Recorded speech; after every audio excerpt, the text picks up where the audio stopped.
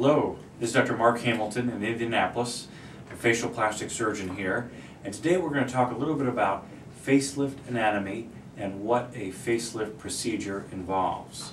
And to help me here today, I have Madison, who obviously does not need a facelift, but we're going to show some things on her that will help understand better what we do in the facelift procedure.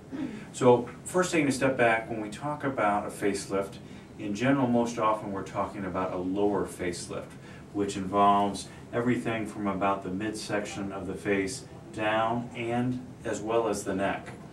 And then for the upper face, we usually consider that more of a brow lift, like an endoscopic brow lift. Today we're really going to talk about a lower facelift for this area down here. And when we're doing a facelift procedure, there are several steps that we go through during the surgical process. The first thing we typically do is address what we call the submental area. In mini lifts, we generally don't do anything in this area, but in a full lower facelift we do.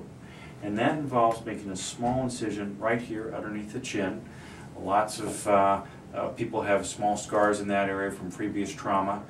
It's an area where an incision does very well. And from that incision we can do two main things. The first thing is liposuction. If somebody has fullness in that area, we can do liposuction there and along the neckline to remove some of that extra fat. The other thing that we do is we plicate the platysma muscle. That's a major muscle in the lower face and the neck. It causes those bands that you sometimes see as we age. We can actually plicate those muscles together to tighten them up. After we've treated the submental area, Madison, maybe turn a little bit to your left there, we approach the face from incisions around the ears.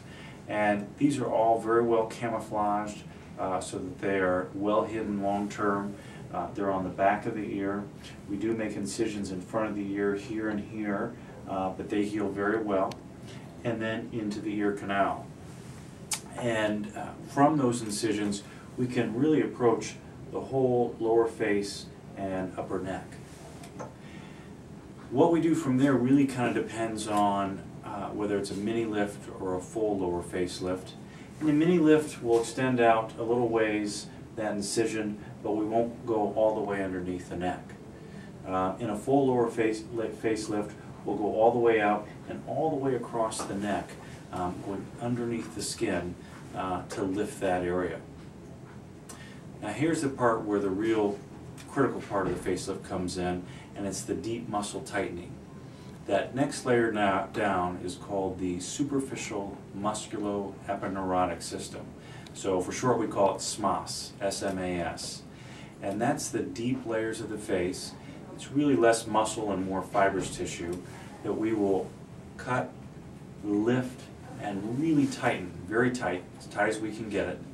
And that, number one, gives us a more natural result, because when we drape the skin back it comes naturally, and it also gives us a longer lasting result. So it's a major part of the lower facelift.